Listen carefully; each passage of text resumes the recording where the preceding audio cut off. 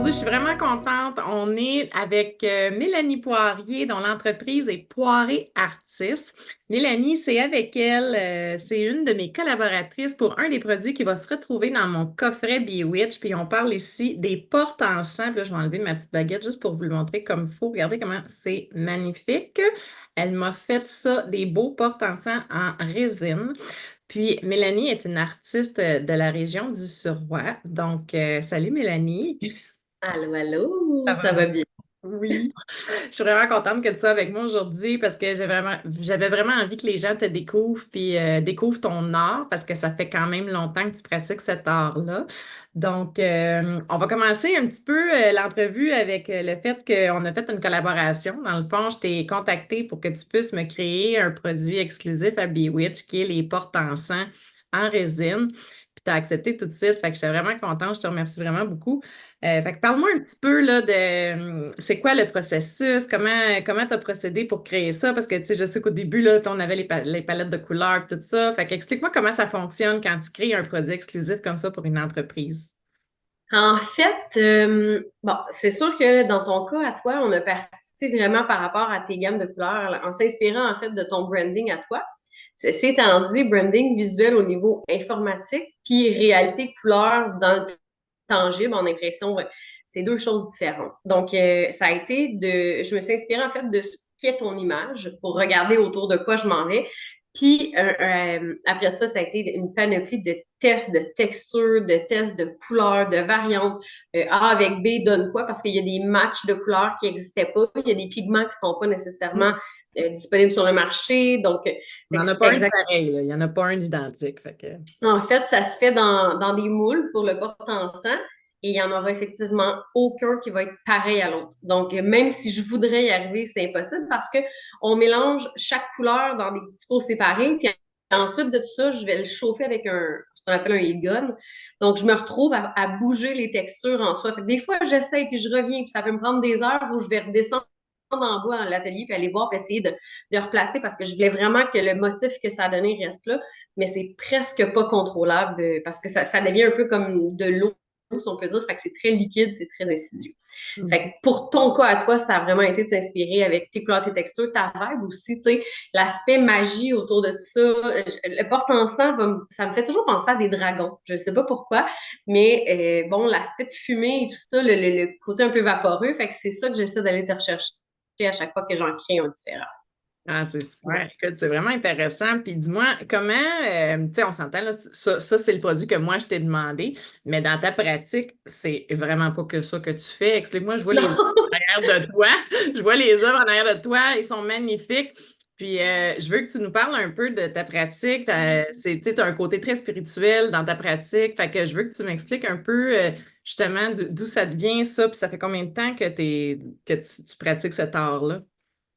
En fait, j'ai un background environ de 25 ans en art visuel. Donc, j'ai été à l'école là-dedans, pardon, en art plastique. J'ai commencé à toucher à la résine il y a environ 2 ans et demi.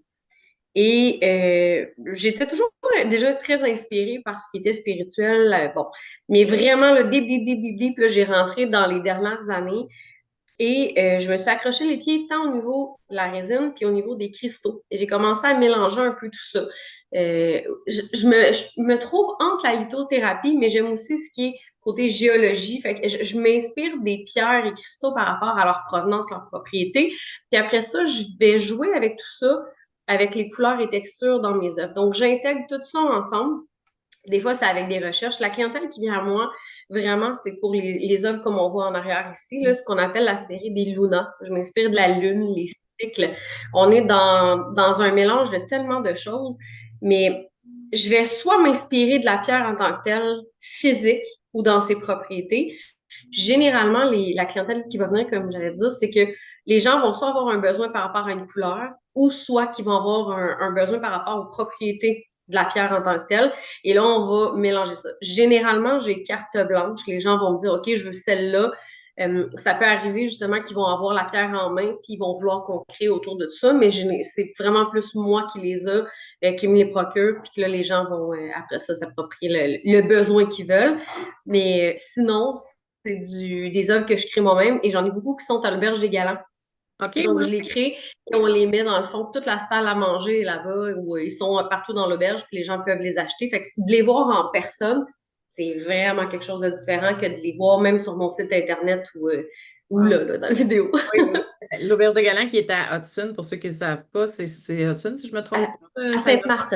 Sainte-Marthe, Ouais, Sainte-Marthe. dans la montagne de Rigaud. Oui, c'est ça, exactement. Là, dans la région de Rigaud, tout ça, là, c'est vraiment un très bel endroit. Si jamais vous êtes jamais allé là, allez faire votre tour. Ça va avoir la peine. En plus, si tes œuvres sont là, c'est encore une belle excuse pour y aller. Hey, salut mes belles witches. Je prends 2 minutes de ton temps pour te dire que si tu aimes mon contenu et mes vidéos, je te demanderais de prendre 2 secondes puis aller soit mettre un pouce, soit t'abonner à ma chaîne. Tu peux même activer la petite cloche pour pas rien manquer parce qu'il va y en avoir de plus en plus des vidéos sur ma chaîne des Witch. Puis nous, ben, moi, ça m'aide énormément dans mon travail, puis ça m'encourage à faire plus de vidéos pour vous partager plein de belles choses qui s'en viennent dans l'univers de Bewitch. Fait que sur ça, on retourne à la vidéo. Ciao, ciao! Euh, puis, dans le fond, ce que je comprends, c'est que ton art, c'est vraiment, c'est hyper intuitif, là, tu sais, si tu t'inspires Ouais, des pierres, tout ça, puis en général, si les gens te laissent carte blanche, puis comme tu expliquais, vu que c'est beaucoup avec... Est-ce que ça aussi, tu as le mouvement de l'eau qui joue là-dedans, ouais, j'imagine? Parce que ouais, là, beaucoup. c'est ça, fait que tu peux pas contrôler nécessairement ce que ça va donner au final. C'est différent parce que on n'est pas en couche épaisse, j'ai pas un 3D, donc j'utilise des surfaces planes. OK. Donc, je travaille juste ce que moi je vois sur le dessus. Donc, je vais faire mes mélanges de couleurs, un peu comme on le fait avec la peinture, mais là, c'est de l'époxy. Fait que chacune des textures, mais il y a des niveaux, tu sais, il y a des pigments qui sont plus lourds, il y en a d'autres qui sont plus légers, il y en a des opaques, il y en a des translucides, il y en a d'autres qui englobent tout. Fait que je donne des formations pour l'époxy puis la résine pour ça. Puis ça, on le voit, là, quand tu travailles, tu chauffes les choses, il y en a, t'as beau vouloir en rajouter dans ton œuvre, ils disparaissent parce qu'il y a OK. d'autres couleurs qui sont plus légères. Fait que j'arrive quand même à mes fins, avec le temps aussi, à comment on chauffe les couleurs, puis comment est-ce qu'on bouge les mouvements. Fait que ça, j'y arrive quand même plus facilement que quand on est dans des moules en silicone, parce En que poids, ouais. généralement, je travaille à l'inverse. Le moule en silicone, ce que toi, tu vas voir, il est en dessous. Donc moi, je le vois pas, j'arrive pas à le voir au complet. Mais somme toute, quand on travaille quand je fais mes œuvres comme ça, c'est que je vais mélanger aussi beaucoup du verre, des fois du sable, j'ai des coquillages, j'ai d'autres matières qui viennent des fleurs sèches. Il y a beaucoup de choses qui font que la texture joue différemment aussi. La résine va coller différemment à travers l'œuvre. J'en ai aussi une série qui est avec les salons funéraires Roussin, auquel on prend, dans le fond, on a 5 choix de couleurs, puis les gens peuvent on peut prendre les cendres des défunts, puis on en fait des œuvres, on peut mettre ça au columbarium. Fait que c'est une série de Luna qui est vraiment dédiée au salon funéraire Roussin. Une belle façon Fait de que c'est rendre hommage à la personne décédée, hein. exact, Puis, dans le fond, exact. ce que je comprends, c'est que ça, la résine, est-ce que résine époxy, c'est la même chose? Est-ce Ouais. qu'on... C'est la même chose. Époxy, c'est un mélange AB ou AAB. Puis quand ça t'es ensemble, ça cuit. Il faut que tu les OK, chauffes encore. c'est ça. Donc, c'est cuit, c'est ça ma sous-question. C'était, ça, une matière qui doit être cuite. Ça fait pas juste sécher, là. C'est vraiment comme... Ça peut, mais tu as besoin de le chauffer quand OK. même. Dans ce cas-ci, tu sais, c'est un peu comme les bâtons de colle, là, que tu as un A puis un B, puis tu cassais le bout, là, tu mélanges tout ça. C'est un peu la même chose, on doit le mélanger, puis après ça, je dois le chauffer avec un heat gun, là, un Mm. séchoir. C'est pas séchoir, en fait, là, c'est vraiment ça chauffe ou à la torche, puis on OK. réactive, on enlève les bulles, puis là, après ça, on travaille les médiums. Puis ça prend des fois une semaine à sécher, à durcir, là, ça dépend des types d'époxy qu'on prend. Ça arrive-tu des fois que les gens te demandent, parce que là, tu sais, ça, c'est ta collection de Luna qui est plus vraiment axée sur la Lune, tout ça, mais tu sais, juste pour vous dire aussi, dans le prochain numéro du magazine qui va sortir à l'automne, Mélanie, elle a 3 belles pages dédiées à son art, donc vous allez pouvoir en apprendre davantage, là, manquez pas ça, là, c'est vraiment extraordinaire, là, l'article il est écœurant. Fait que vous allez vraiment pouvoir en apprendre davantage, mais j'ai vu que tu fais pas juste ces types-là plus ronds, ça arrive-tu que tu fais comme des meubles, tu peux faire n'importe quoi avec de l'époxy, Ouais, dans le fond, là, tu peux j'ai, ouvrir des j'ai tables, des trucs comme ça. Puis, ouais, ça se fait. Je fais des tables, mon Dieu, ben, pas ce qu'on appelle des river tables, là, des grosses tables de cuisine. Ça, j'en fais pas. Ça prend vraiment c'est un ébéniste qui va plus jouer avec ça. Ouais. Dans mon cas, à moi, j'ai des gros moules de silicone, justement, dans lesquels j'ai fait des tables. Je regarde un peu partout autour de moi, mais genre, je suis sur une table en ce moment avec des fleurs que j'ai pris à la belle de Coteau-du-Lac, avec des cristaux, des feuilles d'or. J'ai coulé ça à l'intérieur de l'époxy. J'en ai fait d'autres à mon garçon, mettons, avec des Legos, des trucs comme ça. Puis j'ai une série qui s'appelle les géodes. Une géode, en fait, c'est une des pierres que j'utilise des fois dans mes œuvres. Puis j'ai quelqu'un justement qui étudie en géologie, je crois. Mais en tout cas, je veux pas la dénaturer dans son cours, là. Mais bref, elle, je lui en ai fait une de 3 pieds par 2 pieds de large. Et c'est comme si c'était une tranche de géode. Wow. Donc, il y a plein de formes différentes. La série Luna, c'est mon bébé dans lequel je produis systématiquement tous les semaines. Mais il y a toutes sortes de choses possibles. Ce qui me fait triper, c'est mélanger cristaux, pierres et textures, résine, couleur. Après ça, tout est possible. Tout est possible.